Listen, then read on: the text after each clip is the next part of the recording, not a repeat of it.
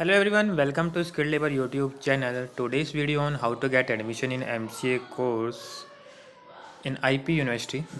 So let's start the video. If you are new in the channel, then please subscribe the channel and share the channel. तो basically जो main problem मेरे को लग रही है इस समय कि इस समय बच्चों को क्या प्रॉब्लम होती होगी या हो रही होगी, तो उसके अकॉर्डिंग मैं वीडियो बना रहा हूँ। तो पहला ये है कि निमसेट के फॉर्म आ चुका है। जिसने फॉर्म नहीं भरा है, फॉर्म जाके भर सकते हो।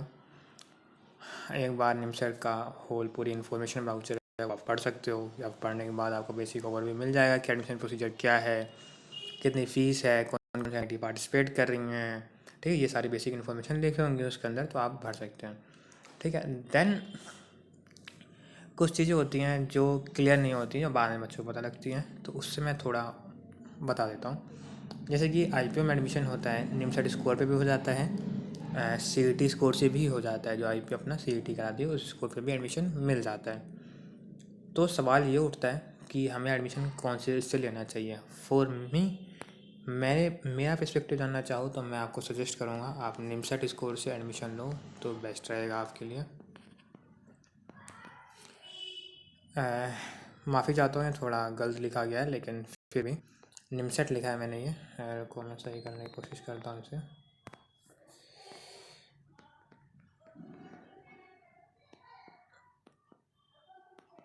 हाँ, तो आपको निमसेट को प्रेफर करना चाहिए। आपको निमसेट एग्ज़ाम पहले भरना चाहिए, देन उसके बाद आपकी डिसेंट एक रैंक आएगी, उसके आपका एडमिशन लेना है। तो सवाल ये उठता है कि हमने निमसेट का फॉर्म भर दिया भाई, तो हमें IPO का फॉर्म भरने की आवश्यकता है कि नहीं है। तो उसका सिंपल सा जवाब है यस, आपको IPO का फॉर्म भरना पड़ेगा। तो ये बात होती है कि IPO फॉर्म क्यों भरना जब निमसेट स्कोर पर एडमिशन लेना है। तो आपने निमसेट स्कोर पर एडमिशन लेना है, ये बात बिल्कुल ठीक है, लेकिन आपको IPO का फॉर्म भरना पड़ेगा। IPO कैसे पता लगेगा कि इतने परसेंट बच्चे या इतने परसेंट स्टूडेंट्स मेरे IP यूनिवर्सिटी में एडमिशन लेने के लिए इंटरेस्टेड हैं। तो आपको IPO का एक फॉर्म भरना पड़ेगा। उसमें आपको प्रोसीजर लिखा रहेगा कि आप एडमिशन लेना चाहते हैं निमसेट रैंक पे MCA कोर्स पे। ठीक है, आपको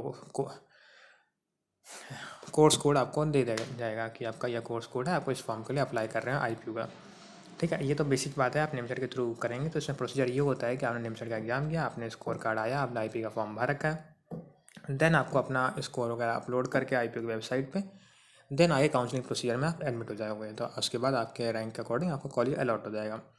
ये तो होगी बेसिक सिंपल बात। ठीक है, देन एक बात ये आती है कि CET वाले कैंडिडेट्स के लिए क्या होता है। CET वाले कैंडिडेट्स के लिए ये होता है कि आपको निमसेट से कोई लेना देना नहीं है। आपने क्या, आप सीधा IPO CET की उस वेबसाइट पे आपने IPO CET का फॉर्म भरा है MCA का। IPO CET का फॉर्म भरने के बाद MCA का आपका एक CET एग्ज़ाम होगा। CET बोले तो कॉमन एंट्रेंस टेस्ट। CET का एग्ज़ाम होने के बाद आपकी एक पर्टिकुलर रैंक आ जाएगी। रैंक आने के बाद आपको पर्टिकुलर कॉलेज में एडमिशन लेने के लिए काउंसलिंग प्रोसीजर चलेगा, देन आपका एडमिशन मिल जाएगा। तो सवाल उठता है कि दोनों चीज़ इतनी सिंपल लग रही हैं, सरल, तो इतना दिमाग क्यों लगाया जाए। तो दिमाग लगाने की बात इसमें कुछ खास है नहीं। फ़िलहाल बात इतनी है कि प्रेफरेबल क्या है, IPO किसको प्रेफर करता है। तो देन इस साल का अभी कुछ नहीं कह सकते जब तक कोई इन्फॉर्मेशन वाउचर नहीं आता। अकॉर्डिंग टू प्रीवियस ईयर हमारे पास कोई इतना लंबा चौड़ा डाटा है नहीं कि उसे एनालाइज़ किया जाए और देन एक समराइज़ किया जाए। 2020 में ये निमसेट और CET का चक्कर चला था, हम उसी को देख के एक बेसिक ओवरव्यू बता सकते हैं कि नेक्स्ट स्टेप क्या होगा या क्या होना चाहिए। ठीक है, तो उसको देख के हम बता सकते हैं कि नेक्स्ट स्टेप क्या होगा। तो फर्स्ट ऑफ ऑल आपको प्रेफर करना है निमसेट एग्ज़ाम। निमसेट के थ्रू आप एडमिशन लो, आप मेरी एडवाइस लेते हो तो इससे होता क्या है कि IPO के जो इन्फॉर्मेशन ब्राउज़र आप पिछले साल का देखोगे तो उसमें साफ साफ लिखा है दे फर्स्ट प्रेफर निमसेट कैंडिडेट। वो पहले निमसेट कैंडिडेट को प्रेफर करेंगे, देन वो रिमेनिंग सीट्स पे CET कैंडिडेट्स को अलाउ करेंगे।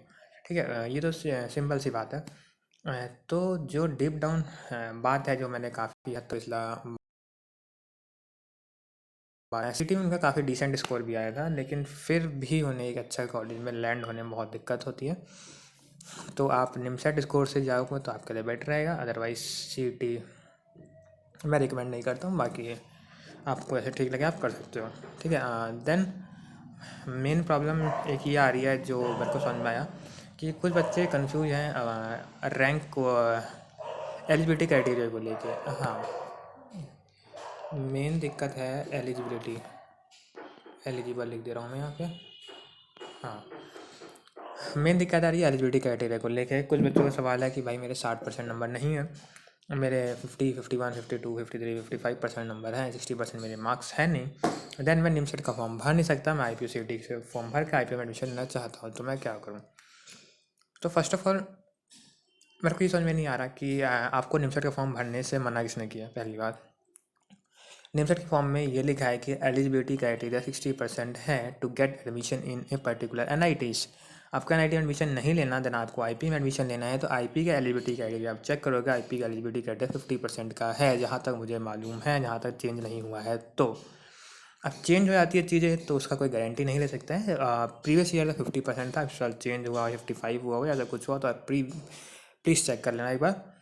तो जो 60% का क्राइटेरिया है निमसेट में को NIT से एडमिशन लेने का है, IP में एडमिशन लेने का 50% का क्राइटेरिया है। तो पहली बात तो ये क्लियर कर दूँ मैं। तो सवाल उठता है कि हम भाई निमसेट का फॉर्म भर सकते हैं कि नहीं भर सकते हैं, तो उसका बेसिक सा आंसर है यस, आप अप्लाई कर सकते हैं।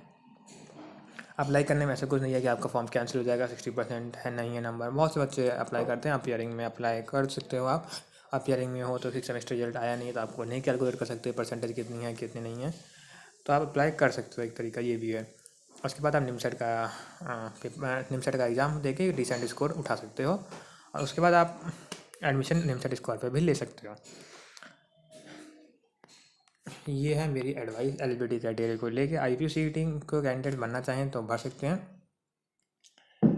बाकी इस वीडियो को आप कैसी लगी आप ज़रूर बता दीजिएगा, और बाकी कोई प्रॉब्लम हो तो आप कमेंट सेक्शन में कमेंट कर सकते हो। अदरवाइज़ टेलीग्राम ग्रुप का लिंक मैं प्रोवाइड कर दे रहा हूँ, वहाँ जाके आप अपनी प्रॉब्लम लिख सकते हो, बहुत हद तक चांस है आपको वहाँ सॉल्यूशन मिल जाएगा।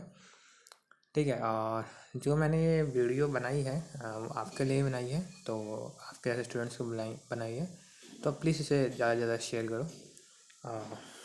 ये इतना ही था आज की वीडियो में। Thank you, have a good day. Rose